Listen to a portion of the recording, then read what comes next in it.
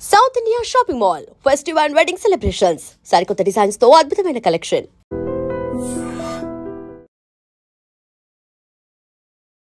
Sir ప్రతి ఒక్కరు ఈ మధ్యకాలంలో చిన్నపిల్లల దగ్గర నుంచి కూడా తెల్ల జుట్టు సమస్య అనేది ఎక్కువగా చూస్తున్నాం సార్. ఎన్నో రకాల మెడిసిన్స్ వాడుతున్నారు, అయినా కూడా కొంచెం ఎట్లయినా షై ఫీలింగ్ ఉంటుంది కదా సార్ తెల్ల జుట్టు కనిపిస్తుంటే. ఏజ్డ్ వాళ్ళే వాటిని కవర్ చేయడానికి రకరకాల ప్రయత్నాలు చేస్తుంటారు. చిన్నపిల్లల్లో కూడా వస్తుంది. అసలు ఏమంటారు, ఏం వాడినా రిజల్ట్ ఉండదు. ఖచ్చితంగా ఏదైనా వాడామంటే దానివల్ల సైడ్ ఎఫెక్ట్స్ వచ్చి హెయిర్ ఫాల్ అవ్వడము, ఇంకా కొత్త సమస్యలు వస్తున్నాయి. అలా కాకుండా మేము మీ వీడియోలో చూసాం సార్, తెల్ల జుట్టు రాకుండా ఉండాలి అంటే, వచ్చిన జుట్టు రంగు మారాలి అంటే ఇలా చేసుకుంటే బాగుంటుంది అని చెప్పి. అది నిజంగా వర్కౌట్ అవుతుందా సార్? ఒక్కసారి ఆ రెమెడీస్ మా కోసం. ఫస్ట్ నేను ఫ్యాక్ట్ నిజం చెప్పాలి అంటే, ఇప్పుడు మీరు చూస్తున్నటువంటి హెయిర్ ఒరిజినల్ కలర్ కాదు. నాకు కూడా వైట్ హెయిర్ ఉంది. వైట్ హెయిర్ ఉంది కాబట్టి దాని మీద నేను రీసెర్చ్ చేశాను. కాకపోతే అది నా మీద కన్నా మా నాన్నగారి మీద బాగా పనిచేసింది. ఆయనకి రివర్స్ అయింది. 80% దాకా రివర్స్ అయింది. అంటే రివర్స్ అవ్వుద్ది అని చెప్పడానికి సోర్సెస్ ఉన్నాయి. నేను మా దగ్గర ఒక బుక్ ఉంది, 1950s బుక్. అది దాంట్లో అప్పుడు రీసెర్చ్ చేశారు. అప్పట్లోనే ఈ వైట్ హెయిర్ మీద రీసెర్చ్ చేశారు. అంటే ఇండియన్స్ కోసం కాదు, అప్పట్లో వెస్టర్న్ కంట్రీస్, అమెరికా ఇటువంటి ప్రాంతాల్లో విపరీతంగా వాళ్ళకు ఉంది వైట్ హెయిర్. దాని మీద వాళ్ళు రీసెర్చ్ చేసినప్పుడు కొన్ని రకాల సాల్ట్స్ వైట్ హెయిర్ బ్లాక్ అవ్వడానికి ఉపయోగపడింది. ఆయన చెప్పిన దాని ప్రకారం ఒక 1 year లైఫ్ స్టైల్ మార్చుకుంటే వైట్ హెయిర్ పూర్తిగా ముగ్గు పుట్ట బ్లాక్ అయింది అని దాంట్లో ఆ రీసెర్చర్స్లో తెలియజేశారు. ఓకే, అది నేను ఇంచుమించు అంటే నాకు 97లో నాకు వైట్ హెయిర్ స్టార్ట్ అయింది. అప్పటి నుంచి నేను దాని మీద స్టడీ చేస్తున్నాను. ఈ బుక్ నాకు దొరికి ఒక 10 years అయింది. ఇక అక్కడ నుంచి నేను ప్రయోగాలు మొదలుపెట్టాను. నేను మా నాన్నగారిని గమనిస్తూ ఉంటాను. ఇక్కడ ప్రథమంగా చెప్పాల్సింది ఏంటంటే, మనం మన జీవన విధానంలో ఈ పేస్ట్ పళ్ళు తోముకునే విధానంలో మ్యాక్సిమం మనం న్యూట్రిషన్స్ని కోల్పోతున్నాం. మనకి ఏదైతే హెయిర్ బాగుండాలి అని అనుకుంటున్నామో దానికి కొంత రకంగా ఉపయోగపడేటువంటి మైక్రో న్యూట్రిషన్స్ ఏదే వాల్యూ మనం ఫస్ట్ ముందు పొద్దుటే పేస్ట్ ద్వారా కోల్పోతున్నాం. కేవలం పళ్ళు శుభ్రం చేసుకోవడం, క్యావిటీలు, బ్యాక్టీరియా వీటి గురించి మాట్లాడతాం. కానీ ఇది లోపలికి వెళ్ళి లోపల ఉన్నటువంటి ఇంటెస్టైన్స్ని కూడా డ్యామేజ్ చేస్తుంది. పళ్ళు తోమడం అనేది చాలా పెద్ద విధానం. ఇది దైనందిన జీవితంలో అనుదిన ధర్మాలలో మొట్టమొదటి ధర్మం దంతధావనం. దానికి శాస్త్రం చెప్పింది 12 అంగుళాల పుల్లు ఉండాలని. ఇది దానికి కొలతలు కూడా ఉన్నాయి. 12 అంగుళాల కూర్చ అంటారు దాన్ని, దంతధావన కూర్చ. కొలత ఎందుకు సార్? 12 సంఖ్యకి చాలా ప్రాధాన్యత ఇచ్చింది ఆయుర్వేద శాస్త్రం. అది గురుతత్వాన్ని కలిగి ఉంటుంది.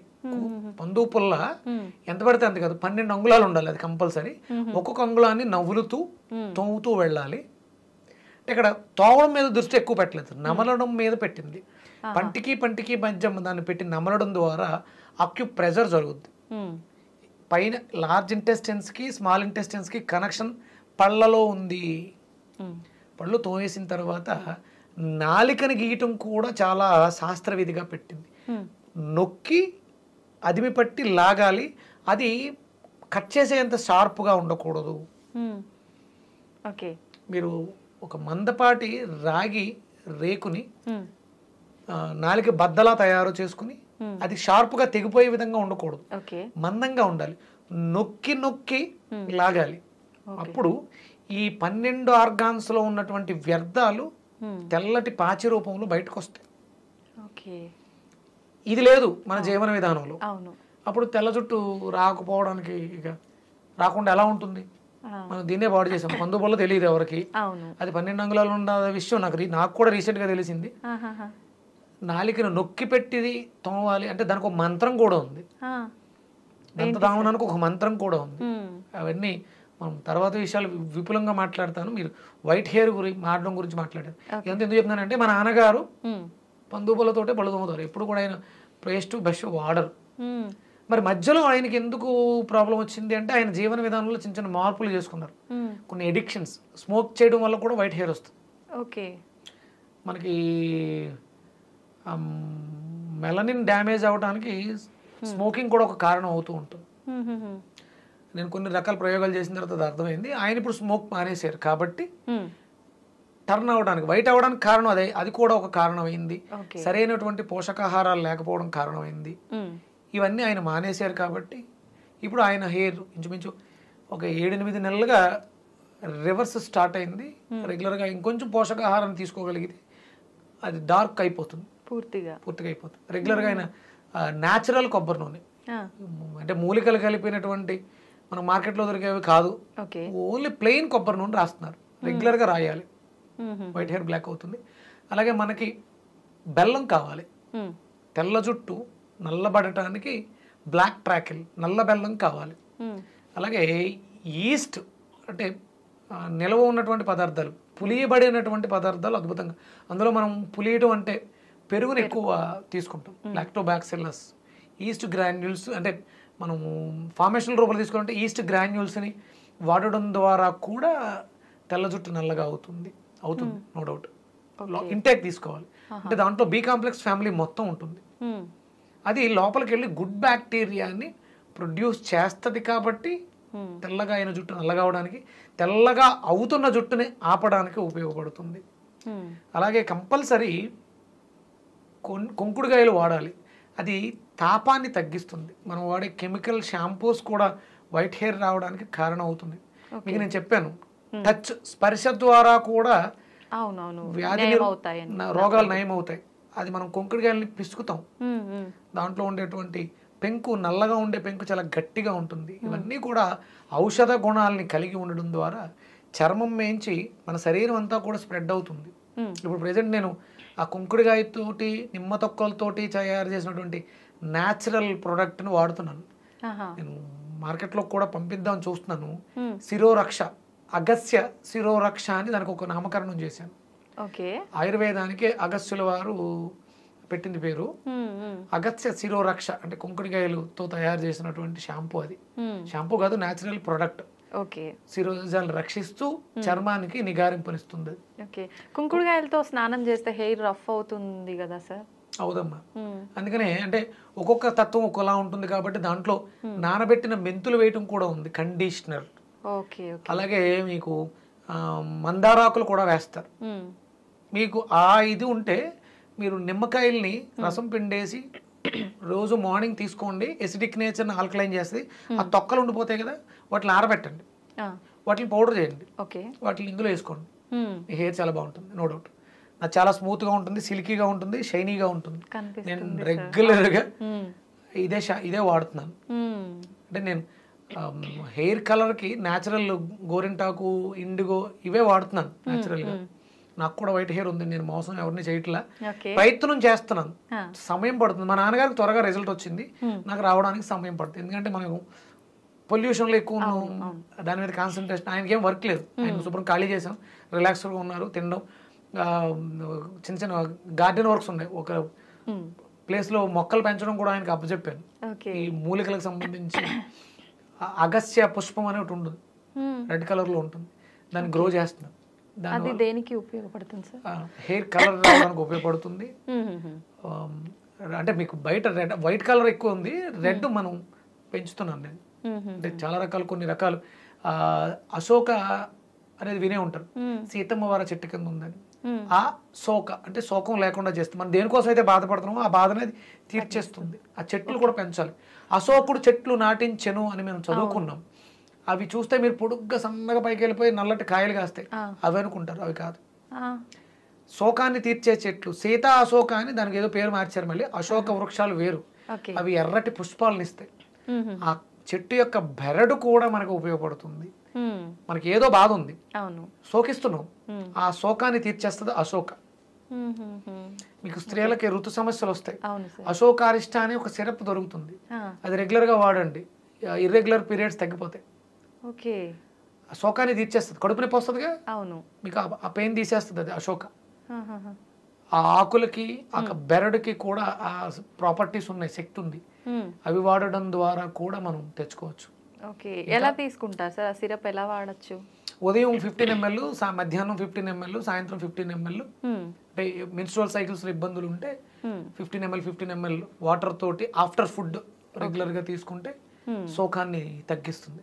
మీరు ఆ కడుపు నొప్పితో బాధపడాల్సిన అవసరం ఉండదు. అంటే ఇబ్బంది అది సాల్వ్ అయ్యే వరకు వాడి క్యూర్ ఆపేయచ్చు. ఓకే, జీవితాంతం ఏది చేయకూడదమ్మా. అది కూడా మళ్ళీ మనం వీళ్ళని తిడుతూ ఉంటాం, ఇంగ్లీష్ మందుల మీద ఆధారపడి అవి చేసేస్తున్నారు, దీ చేసేస్తున్నారు అంటే దోచుకునే వాళ్ళు మారతారు అంతే. వాళ్ళు మెడిసిన్స్ ఇచ్చారు, ఇక్కడ మేము సిరప్స్ ఇస్తాం, అది తప్పు. ఏదైనా ఒకటే, ఏదైనా సమస్య ఉంది, సమస్యని సాల్వ్ చేసేస్తే క్యూర్ అయిపోతే ఒక 3 నెలలో 6 నెలలో అయిపోయింది. అక్కడతో మళ్ళీ మీరు సమస్య అంటూ విక్రమాదిత్య దగ్గరికి వెళ్ళాల్సిన అవసరం ఉండకూడదు, ఎవరి దగ్గరికి వెళ్ళకూడదు. ఇవి చిన్న చిన్న చిట్కాస్ ఉన్నాయి. కుంకుడుకాయలతో తలంటుకోవటం, కుంకుడుకాయలు డయాబెటీస్ని కూడా తగ్గిస్తాయి. ఓకే, ఎలా సార్? మనం దంతధావనం చూర్ణం కింద వాడుకుంటే అది కొంచెం చేదుగా ఉంటుంది. శుభ్రం చేసుకోవడం కోసం క్యావిటీస్ బ్యాక్టీరియా అంటున్నాం కదా, ఈ కెమికల్స్ లాలాజలంలో 18 మైక్రో న్యూట్రిషన్స్ని పాడు చేస్తాయి. ఈ కుంకుడుకాయ వృద్ధి చేస్తుంది, తాపాన్ని తగ్గిస్తుంది, నోట్లో పుల్లను మాన్పిస్తుంది. దాంతోపాటు ఈ దంతధావన చూర్ణం అపామార్గాన్ని మనకు ఉత్తరేని పుల్ల సమూలాన్ని పొడి చేసుకుని దాంతో పళ్ళు తోమితే మీకు వైట్ హెయిర్ రావడం ఆగుద్ది. ఉత్తరేని పొడి. అలాగే నల్లటి గుణం కలిగినటువంటి నేరేడు పళ్ళు జుట్టు నల్లగా అవడానికి అవకాశం ఇస్తాయి. వంకాయ జుట్టు నల్లగా అవడానికి అవకాశం ఇస్తుంది. వంకాయ కూడా నల్ల వంకాయలు ఉంటాయి కదా, అంటే అది వెళ్ళి డైరెక్ట్ జుట్టు మీద పని చేయదు, కిడ్నీని శుభ్రం చేస్తుంది. కిడ్నీ బాగుంటే జుట్టు నల్లగా ఉంటుంది. ఇవి ఇంటర్లింక్స్ ఇవన్నీ కూడా.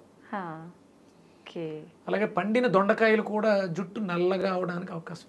మందార పువ్వు ఎర్రగా ఉంటుంది, హైబిస్కస్, కానీ మందార ఆకులు జుట్టు నల్లగా అవడానికి సపోర్ట్ ఎలా చేస్తాయంటే ఆ శక్తి మూలాధారాన్ని యాక్టివ్ చేయడం ద్వారా తెల్లగా అయిన జుట్టు నల్లగా అవుతుంది. అంటే వైట్ హెయిర్ వచ్చింది అంటే మూలాధారం ప్రాపర్గా లేదు అని అర్థం. అందుకని ఎర్రగా ఉండే పదార్థాలు తింటే మూలాధారం యాక్టివ్ అవుతుంది. మూలాధారం ఎర్రగా ఉంటుంది కానీ అది జుట్టును నల్లగా ఉంచుతుంది, మెలనిన్ అక్కడ ప్రొడ్యూస్ అవుతుంది. ఇవన్నీ ఇంటర్లింక్స్. ఇప్పుడు అది పండిన దొండకాయ అన్నారు కదా సార్, తినాలా సార్? అది మనం దొండకాయలు పండితే కూర పాడేస్తాం కదా, మిక్సీలో వేసి జ్యూస్ కొట్టండి, దాన్ని జ్యూస్ చేసుకుని తాగేయండి, లివర్ ఫిల్టర్ అయిపోద్ది, మూలాధారం యాక్టివ్ అయిపోద్ది. ఒకవేళ వైట్ హెయిర్ సమస్య అంటే చర్మ వ్యవస్థ జుట్టు నల్లగా అవడానికి అవకాశం ఏర్పడుతుంది. ఒకవేళ అప్పుడే స్టార్ట్ అయింది ప్రీమెచ్యూర్డ్, అది ఆగుతుంది, జుట్టు ఒడ్డం కూడా తగ్గుతుంది. అందులో ఇంకేమైనా కలుపుకోవచ్చా సార్? అల్లం ముక్క, నిమ్మకాయ రసం, మజ్జిగ, మన ఇష్టం. ఈ రకాల అంటే ఇటువంటి ఫుడ్స్ మనం తీసుకుంటూ బెల్లం, కొబ్బరి నూనె, నార్మల్ ప్లెయిన్ కొబ్బరి నూనె తలకి రాయాలి, రోజు రాయాలి. అలాగే మనం తీసుకునే వాటిలో ఐరన్ కంటెంట్, బెల్లం, నల్ల బెల్లం ఉండాలి. ఈస్ట్ అంటే నిల్వ ఉన్నటువంటి పదార్థాల్లో మనం చెద్దనాన్ని కూడా ఈస్ట్ గానే భావిస్తాం. నైట్ నానబెట్టిన తోడు పెట్టిన అన్నంలో కూడా ఈస్ట్ ఫామ్ అవుతుంది. లేదా అలా కుదరట్లేదు అనుకున్నప్పుడు డ్రై ఈస్ట్ గ్రాన్యూల్స్ దొరుకుతాయి. ఒక చిటికెడు నీళ్ళలో వేసుకుని నానబెట్టి దాని మజ్జిగలోను మనం వేసుకునే పదార్థాల్లో అవకాశం ఉంటే, మరి చపాతీలు చేసుకున్నప్పుడు దాంట్లో వేయటం, దాన్ని తీసుకోవడం, ఈస్ట్ని తీసుకోవడం రెగ్యులర్గా చేస్తూ ఉంటే వైట్ హెయిర్ బ్లాక్ అవ్వడానికి అవకాశం ఉంది. సిట్రస్, విటమిన్ సి ఉన్నటువంటి ఉసిరి రెగ్యులర్గా తీసుకోండి. మన ఫుడ్స్ మార్చుకుంటే చాలు. ఎసిడిక్ నేచర్ ఫుడ్స్, మీరు B12 బాగుందని చెప్పేసి మీట్ ఎక్కువ తిన్నా కూడా వైట్ హెయిర్ వచ్చేస్తుంది. అవేమి నాన్ వెజ్ జోలికి వెళ్ళకండి, సాత్వికంగా ఉండండి, తేలికగా జీర్ణం అయ్యేలా చేయండి, ఆటోమేటిక్గా వైట్ హెయిర్ బ్లాక్ అయిపోతుంది. మినిమం 6 to 1 year ఇవి రెగ్యులర్గా చేస్తే వైట్ హెయిర్ బ్లాక్ అవుతుంది 100%, నో డౌట్. ఇప్పుడు ఈ ఆల్రెడీ ఉన్న వాళ్ళు కలర్ వేస్తుంటే కలర్ వేయటం ఆపేయండి. ఆ కెమికల్ ఆపేస్తే ఆక్సిజన్ బాగా తీసుకుంటుంది. రోజు రెగ్యులర్గా నూనె రాస్తూ ప్రాణాయామం, నడక ఇలాంటివి చేస్తూ ఉంటే డెఫినెట్గా అంటే ఒకటి మనలో ఆత్మనూన్యత భావం ఏర్పడుతుంది. వైట్ హెయిర్ వచ్చినా, బాల్డ్ హెయిర్ వచ్చినా దాన్ని మనం పెంపొందించుకుంటే ఆటోమేటిక్ ఈ సమస్యల నుంచి ఓవర్కమ్ అవ్వచ్చు. And for more videos, please subscribe to iDream. Please subscribe to iDream. Please subscribe iDream. And please subscribe to iDream. For more videos, subscribe to iDream. please like, share and subscribe to the channel. Congratulations, iDream. Subscribe to iDream. Subscribe to iDream. So subscribe to iDream Media. iDream ki iDream team andarki huge congratulations. Please subscribe iDream Media. Please subscribe to iDream. Subscribe iDream. Please subscribe to iDream. iDream అంటే నా కళల ఛానల్ను subscribe చేసుకున్న నోరు తిరుగుతలేదు, మీరైతే గంట గుర్తు కొట్టండి. For more such videos, please subscribe to iDream.